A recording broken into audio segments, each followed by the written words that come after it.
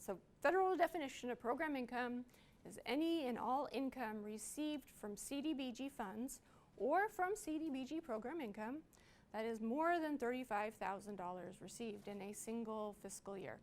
So if you have a fiscal year and you receive $35,001, you've got program income. If you have a fiscal year and you receive $34,999, you do not have program income. So that's kind of the first definition. PI, once something is flavored with CDBG, it is always CDBG. So regardless of how many times you've cycled your CDBG PI, it is still CDBG. So it always retains that federal flavor. All PI received through the state CDBG program is state CDBG program income. It's all state money. Jurisdictions are allowed to hold that money locally, right? There's a federal requirement that allows us to let you hold it locally. It is allowed to let you hold, but it's all state program income. This is really important to remember because all of the rules and requirements, all of the federal requirements that we are kind of pushing through to you, we're pushing them through to you because they apply to us, right? So I think one of the ones that's been a big deal is that program income must be spent before grant funds. If you guys are holding program income, we're in violation of the rule. The state is in violation of the rule because all program income is state program income. We're going to talk about that. That's a fallacy. And then PI is forever and always subject to the rules, right? So that just is kind of the framework for program income. So HUD's monitoring, finding number 13, but also scattered throughout many of the other findings, is about how we are doing our program income. We are non-compliant. We've got to get compliant. So we have created a new program income policy. We're going to roll it out in January. We're going to rely on the infrastructure from the new grants management system to help make this policy be effective, because the last thing we need to do is roll out a bunch more of Excel forms that may or may not have good formulas in them and that may or may not be functional.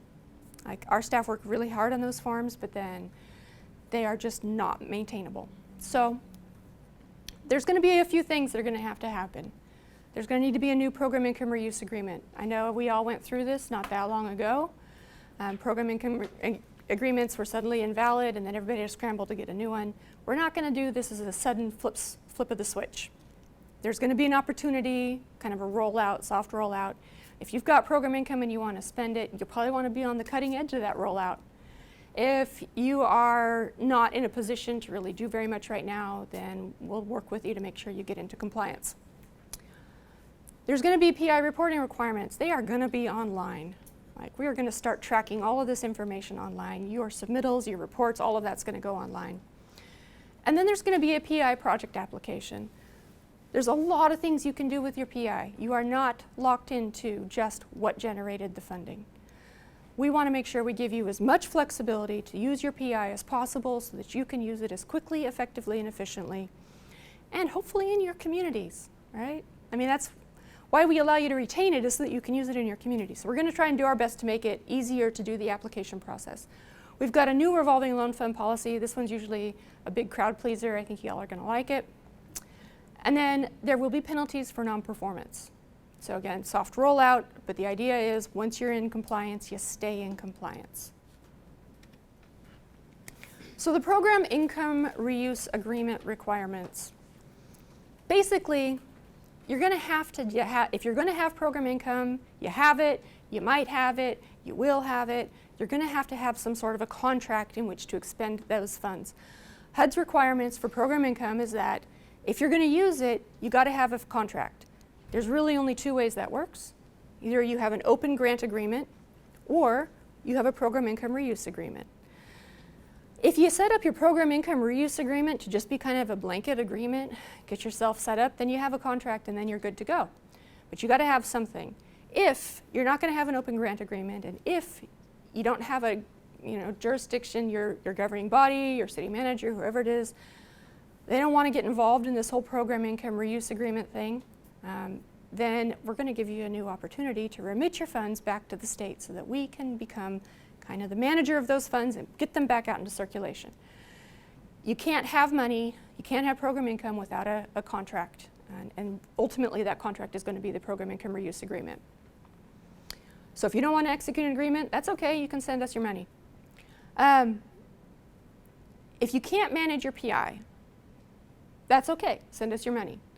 And for that, we'll potentially take your loan portfolio too, right? Because that's your obligation. Typically, not always, but typically, CDBG PI is the result of a loan portfolio. You're getting repayments on loans. If you can't manage your PI, if you're not receiving enough to make it so that you can actually actively and manage your loan portfolio, talk with us, we'll come up with a game plan. We can't have a whole bunch of federally funded loan portfolios sitting out there without loan servicing. We're in that situation right now. I brought up the single audit earlier. That's something single audit is starting to look at. That's starting to pop up into the single audit findings. Maybe you're never going to be a jurisdiction, or you're not usually a jurisdiction that has to do single audit. It's something that we're going to start looking at. How is that loan portfolio being managed? Are you meeting all of the requirements? So if your loan portfolio is a burden and you don't have capacity to manage PI, you can send it to us. We'll take care of it. If you violate your program income reuse agreement, we're going to ask for you to submit your PI. You're going to need to turn it into the state. PI is high liability. We want you to manage it correctly. We want you to manage it in a way that gets it into your community. We want it done right. If it's not done right because of the liability, we're going to require that it be remitted to the state. If you voluntarily remit your PI, you're like, hey, we can't do this, we want you to handle it, that will not negatively impact you on a future grant application. Like, you're acting in good faith. You act in good faith, we'll act in good faith, we'll all be in good faith, it'll be awesome. If you fail your agreement, that's going to impact you negatively in a future grant application. So, if you can't manage your PI, we have a conversation, we can have a good conversation about this. If you're required to remit PI because you're out of compliance, that is not intended to be a forever situation, right? That's intended to be a until you fix your issue situation. So once you resolve whatever structural deficiency, whether it was an accounting problem, whether it was a basic understanding of kind of the rules and requirements under managing federal funds, like whatever it was, once you get that resolved, we can then renegotiate you starting to take over management of your PI again. Of course, you'll probably have to take your loan portfolio back, but that's okay, right? That's what the resources are there for. Are you going to charge the jurisdictions if you have to take their portfolio? If we're taking their portfolio, it's coming with their PI. Yeah. Okay. And then we will be using the PI to help augment the costs of managing the portfolio. I don't expect that ever to happen, but we have a large portfolio. A lot of jurisdictions do, and we haven't been monitoring on loan portfolio management. We haven't really been tracking on that. This is a heads up. Check your portfolio, see how it's doing. Make sure everything's kosher. Make sure you've been doing your annual requirements. Make sure you're following best practices. Update your servicing plan if you haven't already. So PI remitted to the state is going to become part of that year's CDBG allocation. So we're not going to have you remit your PI and then us hold it for you and then give it back. That's not what's going to happen. It's going to get spent. So if you remit PI to the state, it's going to become part of that year's allocation. And then we're going to have this whole structure of the kind of the at-risk. So we don't want you to violate your program income reuse agreement. Like, we don't want to involuntarily take your program income. We want you to do it right. We want you to administer this and put the money into the community. If you think that you're at risk, talk to us. We'll put together, we have a whole structure for a remediation plan to help you get back into good performance. Like, this remit funds to the state is going to be kind of a last resort. We're just telling you all now because it's a big change and it's coming down the pipe. But we will work with you to get back into compliance. And one thing that you're going to notice when this actual policy comes out in the management memo is it's not super formal. And that is because over-formalizing some of these processes slows the roll. It makes it harder for you to come up with a remediation plan. It makes it harder for you to act on that plan. If you have to have everything in a super special format, that makes it very difficult to be responsive and actually solve the problem. We are less concerned about your formatting than we are about you actually being able to solve the problem. So we want to work with you on that. So you're going to see that it's not a super formal process, but the expectation is that there will be communication. So what is going to violate your program income reuse agreement? Ineligible costs, right? You spend money on something that isn't eligible, that's going to violate. If you don't have a national objective for most of your expenditures, that's a violation. Again, I'm going to say it over and over again, you violate, you remit. So that's going to be the expectation moving forward. You can resolve your violations. So we'll work with you to resolve your violations. These last two pieces. We can't allow jurisdictions to continue to accumulate to hold PI because all PI is state PI, and when you hold PI, you put the state in violation of the PI must be sent before grant funds are reimbursed, right? So we can't allow jurisdictions to hold and accumulate PI. No funds hoarding, right? Community Development Block Grant, it's state CDBG money. We want you to use it locally. If you can't, we'll use it. We will seriously get it out there into the community in the very next NOFA. It will happen quickly. We get enough of it, we'll start flipping it into OTC waitlisted projects. We're not going to hold it. No funds hoarding. So if you can't spend it, we will. PI can't be accumulated. That said, if you've got a bunch of PI you're sitting on right now, it is time to have a conversation with your rep. Throw a waiver in there if you can. If you can't, think about how you're going to put that into your next grant application. Think about how you're going to use it. Start considering it now, right? Because this policy kind of goes live in January. And then we'll start doing that soft rollout where we'll start to expect jurisdictions to get into compliance. So PI planning. Once you have PI, which is to say once you have crossed that $35,000 in a fiscal year threshold, we need to know what you plan to do with it. What's your game plan? Are you going to do a PI funded project? Are you going to do an open grant? What do you think you're going to do with that money? What is your game plan? You've got 60 days to let us know if you don't have an open contract. You can, of course, put it into your open contract. We talked a little bit about additive and subtractive budgeting before. We are going to help you create budgets that if you receive PI and you have an open grant, you can plug it right in. You know, you need those extra benches, awesome, funding source, there it is. But you're going to have a game plan, so you got to start thinking about it now. If you've got a lot of PI on hand and you're not in a situation to do a project between now and January or to get a project started, you need to start thinking about how you're going to be using that. We will honor, if you do a waiver between now and January, we will honor those waivers once we roll out the new policy. If you do not have a waiver between now and then we're going to expect you to get into compliance with the policy over that rollout period. We just want to make sure that whatever you're doing, you're letting us know kind of what your game plan is. And really, it's going to be either you're putting it into an open grant, or you're going to apply for a new grant, or you have got a PI-funded project that you're planning to use the funds for. PI-eligible activities. So, capital projects. You need to put an ADA-compliant restroom in a park, and it's in a low-mod area neighborhood. Go do it. We want you to do that. You need to do some sidewalk repairs. We want you to do that. You need to throw in some curb cuts. We want you to do that, right? Capital project pre-development. So under limited circumstances, you can do your pre-development with your program income. We're going to be very careful about how we approve that and allocate that. The real risk there is that if we approve a bunch of pre-development, we are obligating the next year's allocation.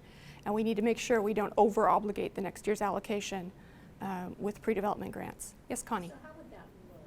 So if someone has a ton of PI, they're not ready, they're a public facility, want to construct that whole feasibility and all that, they still need to get that going, they want to use their PI, would that be an application? How would that Under work? the new program, starting in January, it'll be an application. So you would submit a program income application saying, here's how much we have, and here's what we're going to do, and here's how much we're going to spend, and here's the line item budget, and here's the milestones, and here's how we're going to track it, and here's the national objective that we're going to meet, and here's the timeline in which we meet it. Because if you use PI for pre-development, you start the clock ticking on your national objective, right? That's the important thing to remember. We will work with you to structure it, to help make sure that you structure it in a way that will, hopefully keep you out of trouble. But you can't spend activity money without it starting to tick those requirements. That's the federal requirements. You've got to have a national objective. Other things you can spend the money on, community development grant programs. So if you're doing accessibility grants, emergency repair grants, graffiti abatement grants, you can do a grant program with your PI. You can do general administration. If you're doing a loan program, we're going to make sure that loan programs, if you're doing a loan program, are going to be in a revolving loan fund. It's not as bad as you think. Y'all are going to like the revolving loan fund process, I think. But loan programs need to be in a revolving loan fund. And we'll talk about that in a bit. General administration, as long as your PI is in support of either an open grant funded project or a PI funded project, your program income, general administration funds should be used to support program income or grant funded activities. General administration should be used in support of the CDBG program. GA is not a supplement to your general fund budget. It's not a supplement to staff costs. It's got to be used to support the CDBG program. And this is going to be, I think, a tough transition for some folks. We'll work with you, but you've got to figure out how you're going to use those funds to support CDBG funded applications. Right now, we've got a lot of folks who send in their program income reports semi-annually, and they've got a chunk of program income and they have scraped off all of the GA. And now they've got all this money sitting there, but they've got no GA in which to administer it. The GA is there to administer the funds. It's not there to supplement general fund staff costs. Loan portfolio servicing. So if you have a loan portfolio and you're not going to do an RLF, and there's several reasons why you might not be doing an RLF, but you need to service that portfolio, you can use your program income GA to do that.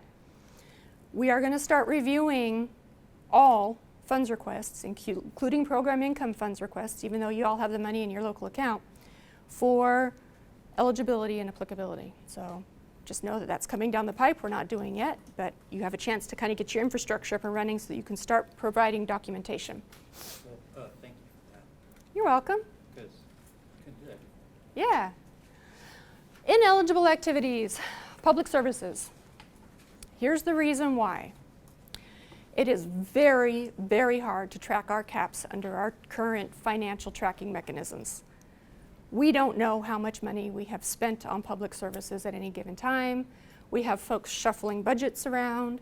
We have money getting moved, reallocated. There's no central tracking. We're a hot mess. I ain't gonna lie. Go read our monitoring report. It's like a nightmare. For now, until we get a handle on how all of this is working and these new policies and the new stuff that we're rolling out, no public services with program income. Our goal is to have this be temporary, and as soon as we've got a couple of years where we know how much program income we're actually receiving and how quickly it's being spent, then we can start to turn around and incorporate public services back into PI. But right now, we don't actually know how much we are receiving. We don't know how much is on hand. We don't know how much is being spent. Our reports are just not good enough for us to have enough information to be confident. And I don't want to send money back to HUD. We don't want to spend money back to HUD. You don't want us to give money back to HUD because that's money that we can't use in the community. So for now, no public services for now, short term. PI reporting. So reporting is going to be online through the new GMS. Reports are going to be quarterly. And that's really going to be a requirement for all of our programs. Semi-annual is too much time. That is too much time. It is too hard to track. If you guys want to report your PI on receipt and not wait and do it quarterly, I am going to be a huge fan. I'm going to be like, yay, gold star. This is going to give you the ability to live track, live program your CDBG. So you can actually be much more flexible. You can up your reporting to as frequently as you like. At minimum, it's going to be quarterly. We're going to expect reporting on accomplishments quarterly. It doesn't necessarily mean that you've served people in that quarter. It is going to mean, though, that you say, we got through XYZ milestones in this quarter. We got this far. We did this. We ran into this obstacles. We ran into these challenges. We have whatever going on. And then we'll be looking for funds requests, and it's in quotes, because again, we know that you have the money in your local accounts, but we need to start tracking on how the money was spent, what it was spent on, and whether or not it was eligible. So funds requests with backup documentation are going to be put through the grants management system. PI true up. So before we can do all of this, we got to actually know how much program income is out there. I got a feeling. Typically, I have a pretty good feeling about money. I can usually get within a fairly decent range. I have no freaking idea. Like, I think it's like 30 million, but I'm not entirely sure. So we're going to do a true up. When I was a consultant, I helped a lot of jurisdictions submit their semi-annual program income reports and discovered there was a lot of confusion and a lot of challenge in actually tracking and reporting the money accurately. What we're going to be looking for is documentation that validates what you actually have on hand, so it's probably going to be some sort of a trial balance. And then from there, we'll look to validate whether or not you have GA on hand. The reports that you've been submitting, I know they have like automated fields that do stuff. I know that there's some challenge there. I know that it can show that you have program income GA and actually have a 0 program income balance. We need to validate all of that. HUD's giving us one chance to kind of come in here and true up our PI. We've got some really bad old data in IDIS that we need to clean out. We're going to kind of just do this all at once. Our goal is to do this true up after you've had a chance to close your books so that you actually know what your PI as of June 30th, right? So that we have as good a number as we can get. And then we'll use that as our starting balance for the new system. And if we have to do a little math for whatever projects you've done in the meantime, that's great, but at least that's trackable.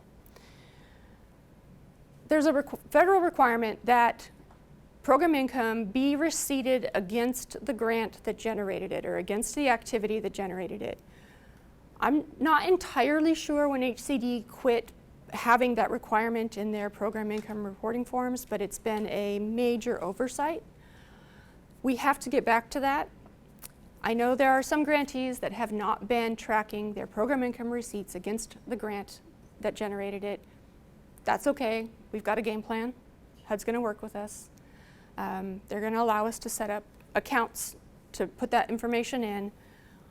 Long term, and especially moving forward, we need to make sure that we're receipting it correctly. So we're going to be doing more training on that once the system is up and running so you can see how the different fields will work. Also, so I can see how the different fields will work. So let me make sure I understand. You don't want PI, you don't want payoffs to go into one big PI pot. You want them tracked specific by You can have a where the funds originated. You can have a single PI account, right? 2 CFR 200 allows you to have a single PI account, but then you have to have some way of tracking where it came from. From either like a 13 CDBG grant or a 17 CDBG. Exactly. What year, what Put grant. it in there and then we transfer it. This is why I'm saying, don't worry. We have a plan if it's not possible. Totally got away from that in 2014. So Yep. all of our jurisdictions are. No, we were trying. They have it. We have a plan. Yeah, it's okay. No, I had this conversation with HUD very early on. Just so you know, every Tuesday morning, 10:30, I have an hour conversation with HUD. Sometimes that's the only one, but typically I have 2 or 3 more that week. Most of my policy conversations are with HUD DC.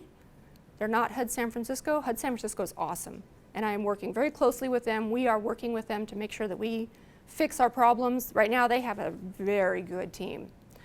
But for our big policy questions, because we are such a mess, everything's going to DC for review.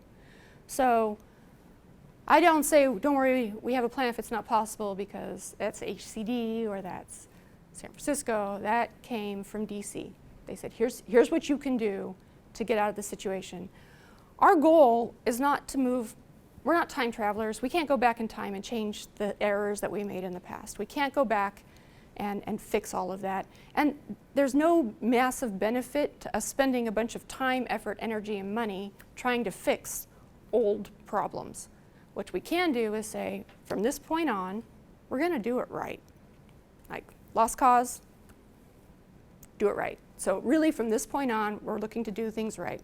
And we're going to be making new structures, infrastructure investments like this grants management system, also staff investments to help do that so that we can move forward doing things the right way.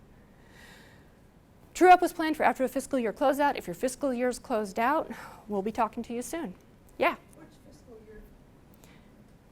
1819, the one that just closed. Yeah. Sorry, I wasn't ready for that question. All right, PI funded activities. So we'll be using the grants management system to submit your application. Right? It'll be a very, very similar process. We're not going to do this whole waiver thing. The policy is going to be the policy. The activities are going to be the activities. Like, we'll write the contract to allow you to do whatever you can, whatever is eligible. It'll all be involved in the program income reuse agreement. This is a big one here. So if you'll be able to apply for a PI funded activity, especially up front where a lot of folks have large PI balances, and still be able to apply for a grant. There's actually a way that this all works. We again talked with HUD DC about this, and that has been a limitation from HCD, where we had to keep our PI so separate from our grant activities. And it was a limitation born out of our ability to track our own money and to follow up what we needed to follow up with. We shouldn't be putting that kind of a restriction on you. That's on us. So we're going to rework the way we manage the funds, but you can have both of these things at the same time, a PI funded grant activity and a CDBG open grant funded activity, because all PI is CDBG. It's all state allocation. It's the same thing. There will still be the obligation to spend PI first, but because of the way we'll be tracking it, if you have a PI funded activity, an open grant funded activity, it's all a CDBG activity, and whoever the next funds request that comes in, that's where the PI goes. That's why there are going to be a multi-funded source budgets. They're going to have the line items. There'll be the additives and subtractives. So you can have several contracts for that year, a PI contract and a grants contract? You could potentially have multiple contracts, yes. You could have a program income contract and then a grants contract, but it will all be CDBG, and your funds will be a pot, right? You don't have to track them at that individual grant level.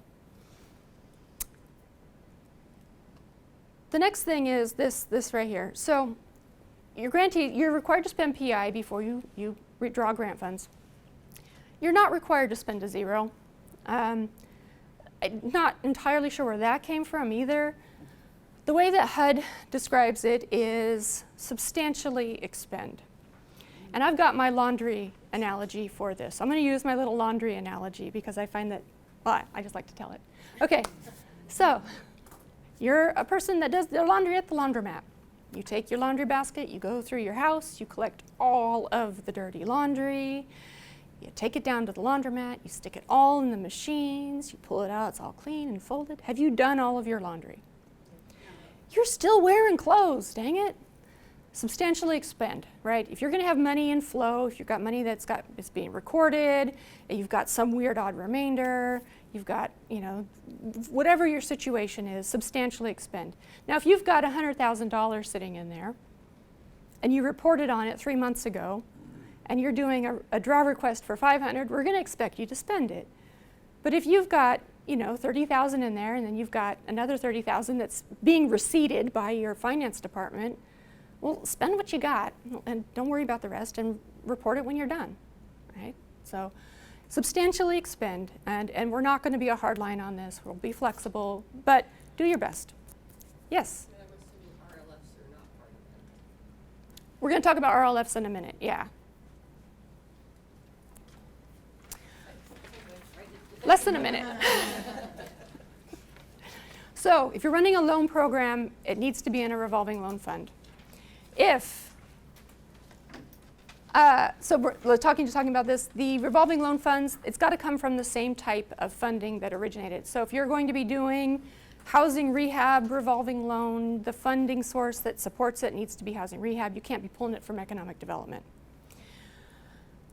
RLFs must revolve. So at least one in any 12-month period, in any 12-month reporting period, you've got to do at least one revolving loan. If you're not doing if you don't have enough money to do at least one revolving loan, you don't have a revolving loan fund. And we're going to dissolve your fund and we're going to just move your money into PI, and you've got to treat it like PI. But if you can do at least one loan a year, then you can have a revolving loan fund. There's a reason for that, and I'm going to get to that in a second. HUD, for the record, wanted us to make that 6 months, and I was like, maybe 6 months once everybody's kind of got this, moving along on a groove. 12 months for now, because it takes a very long time to get this all structured. GA is allowed out of a revolving loan fund. Here's how you do it. It's a function structure. Ready? You get your program income. You receipt your program income. You calculate your 17%. You put that into your program income account. You take the remainder. You put that in your revolving loan fund.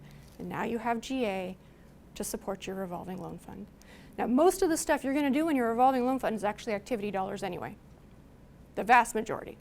But this is how you get your GA for your reporting and all of your stuff, is you take it off the top, you put it in your, I know, you put it in your program income account, move the rest over. So, questions about this? Yes? Well, it seems a little bit different than what we were required to do a few years back, where you weren't allowed to use your revolving loan fund receipts to administer if you were in a revolving loan fund. So a lot of us took things out and put them into PI. And although we have a mature loan portfolio, I'm not sure it makes enough PI annually to revolve, and yet we still have a housing rehab need. So this is where you're going to need to sit down and do your analysis. You need to look at your past receipts. How much PI are you receiving on average in a given year? Is it enough to do a minimum of one a year?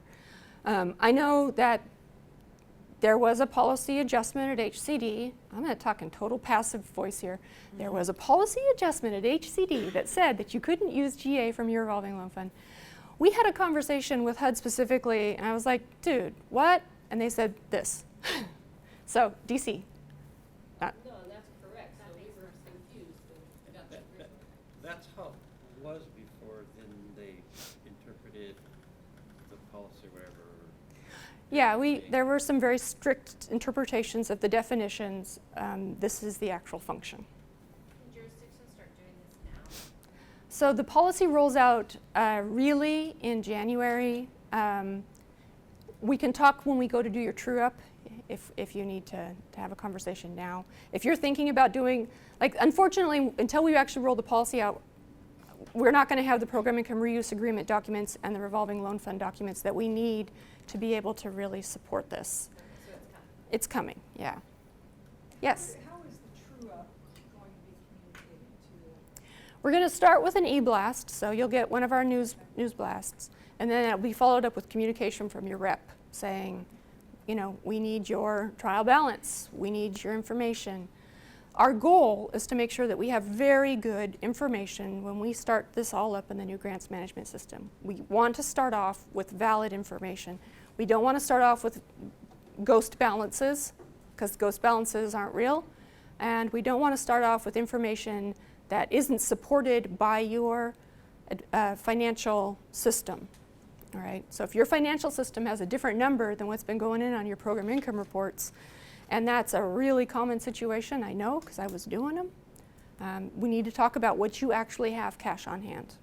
Yeah, because it's really frustrating with the current PI report with GA, because we receive a lot of PI, and so we have a large amount that we could use for GA, but yet when we were spending our PI first, I bought a fire engine and had to spend it on an activity, but yet I still have this huge GA balance that I don't get to use because I have to spend it on some, so anyway, how are we doing? Are we going to true up that GA allocation that we should have, but it's not really? It's not should have. We'll talk about what that is, right? If the money's spent, the money's spent, right? So we have nothing for GA. Until you get more receipts, right? And that happens. That's going forward. Yes, going forward. That happens with the entitlement programs too, right? You've got to spend all your money. Yeah. So if you don't spend it in that time period, in the set time period, it rolls into your capital. So if you're working an entitlement program, that 15% and that 20% that you're allowed to spend on public services and on general administration, if you don't spend all of that, it rolls into capital the next year. This is that same trickle down is supposed to work. The same type of requirement applies here, where if you're not spending it in support of your activity, you need it, it's got to be spent, so you're going to have to roll it into something else. More RLF info. So your revolving loan fund is going to be an addendum to your program income reuse agreement that gives you 2 layers of protection. The idea being that if you decide that you need to dissolve your revolving loan fund, you still have an active program income reuse agreement. You can move those funds into your program income. For the record, you can move funds from your revolving loan fund into your program income if your revolving loan fund balance gets too big, or if you have staff turnover and you can no longer operate it. It requires that you communicate with us, and then you have to take a public action, but you can do that, right? You can't move PI funds into your revolving loan fund after you've already set it up. Like once you've set it up, you've got to be figuring out how you're going to be moving your money. You've got to have kind of a game plan for that. But you can move your PI, your revolving loan fund out into your PI.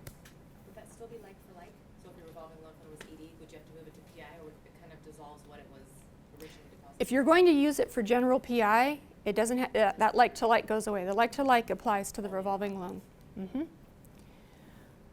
So RLFs are going to be publicly approved to be active. If you're going to be moving money from one to the other, you've got to take a public action.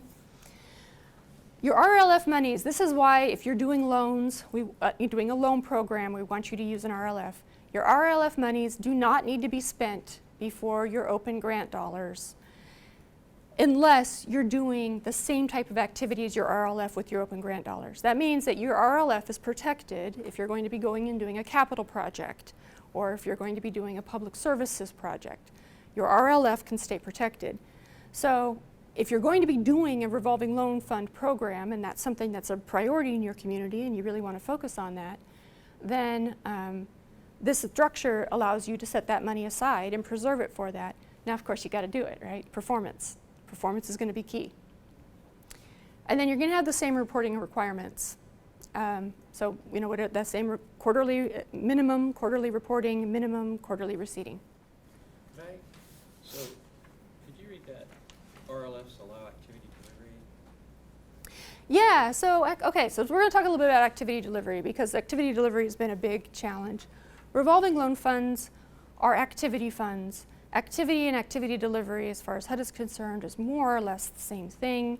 The activity costs, the cost to deliver the activity are part of the activity. I know they got disassociated. That's not what's in federal regulation. So activity delivery costs are part of the activity. As long as you have a loan going through, you have activity, you have something to charge activity delivery against. If you don't have a loan happening in a 12-month period, you don't have any activity, you don't have any activity delivery, anything to tie activity delivery to. That's why you have to have a loan in a 12-month period in order to have a revolving loan fund. It can't be a revolving loan fund if there's no activity. So your loan portfolio is an activity delivery type activity if you have an active program. If you do not have an active program, then it is general administration. I can't remember what we decided in the redesign. Are we doing a housing RLF, or is it going to be separate with homeownership? I'm still working on that. Yeah, we're still working on the exact structure of how the RLFs, you know, a lot of this stuff How many we're going to have? yeah, a lot of the stuff we had to roll out before we had all the details pinned down. Honestly, if we had to wait till we had all the details pinned down, we'd never be out here. At some point, you gotta just kind of take the leap and start moving. Do you think you would have 2 RLFs then, one for rehab and one for homeownership? You had both activities? I need to make sure, I need to talk with, that's actually not even a redesign conversation, that is a HUD conversation. Yeah, and I have been wanting to have that conversation with them, but we've been on the road, so I haven't had a chance yet. But it's on the to-do list, along with some additional program income conversations that we need to have, because the state is showing some program income balances that we know aren't real. Program income's been reported 2 and 3 times, and it's been recorded to HUD 2 and 3 times. which is why we're having such a hard time. That's why I'm like, I have no idea how much money is out there. Like, Yeah, 'cause I got a question from Rep, like, you need to talk about your PI, and I'm like, I don't have PI now, so something's not. which might have been why your rep said we need to talk about PI. Yeah. You know, you don't have it, but it's showing up on your report. So I know I think I know actually who you are and what you present now. We'll be talking. We're going to try and get this cleaned up though. Like, it needs to be real. So we need to be reporting what's real. Oh, and then the other thing about the activity delivery with the open grant. So I've run housing rehab and home buyer programs. If your activity delivery is tied to the loan, the amount of the loan that you are making, it incentivizes jurisdictions to push loans to the maximum amount possible, right? So that they can have enough activity delivery to actually cover the cost of delivering the loan. Underwriting is expensive. If you're doing rehab, construction management is expensive. Like, it's expensive to do those. So, you know, if you're going to be doing a loan for just a roof, and you're like, oh, that's not gonna pencil, my activity delivery is not gonna cover that. You're gonna be like, oh, but a roof and new siding and new windows. Well, maybe the home doesn't need that. Maybe the homeowner doesn't want that, right? So disassociating activity delivery from the cost of actually making the loan, it's important that way. The other way is that not every loan underwrite. Like, the right underwriting is not successful on every loan. We don't want you making bad loans. We don't want you pushing through a loan because you can't get that cost recovery for doing the beginning phases of that application and starting that underwriting process, because the only way you get reimbursed is based on activity. Like, that's insanity. Like, we want you to do it right. So disassociating activity delivery from the specific loans is a good way to do that. Now, this is not true for the home program. Activity delivery is tied to the loans in the home program by federal requirement. This is just true for CDBG. That's why when I was talking about earlier, I said we talked a little bit about the home ownership. There are certain things that align, there are certain activities that align better with different funding sources. If you are doing home ownership, that really aligns much better with the home program because there's way more flexibility. If you're doing housing rehab, it aligns much better with the CDBG program because you have less limitations and it's easier to use, right? Penalties for non-performance. So, recapture of spent funds, they're going to need to be remitted to the state, right? We want you to perform. Voided, you know, your RLF or your program income reuse agreement, you're in violation, you're going to remit the funds to the state. We talked about that. Loss of points, readiness. If you have a failure and you're remitting funds to the state based on that failure and you're not taking action to resolve it, you're going to have loss of points, loss of readiness. And the state's going to start taking legal action. So if we've got violations, ongoing long-term violations with no kind of communication to resolve the issue, we are obligated to take legal action. And that's going to start, you're going to start to see some of that. It's going to be very exciting. I personally don't want to go there.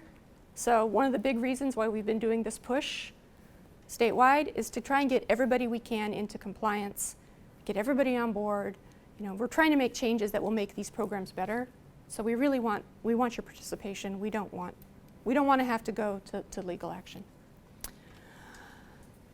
And the policy goals. So usually I start with this, but because we're going to go to lunch, I want to end on something awesome.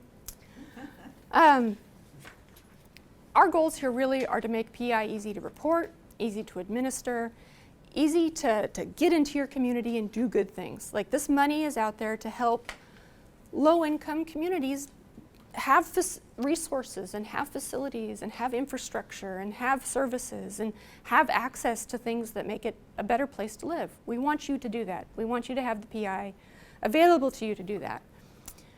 We really want PI to address community needs. That's really a primary goal of this, and it's really kind of what we are trying to do by increasing the availability and accessibility of the PI. And then we want to reduce the PI burden, not just for you, but for us. You know, kind of my dream of this is to be able to run a report that tells me exactly how much PI I have and how much has been spent on each type of activity. Yay! I can tell the truth. It will be wonderful.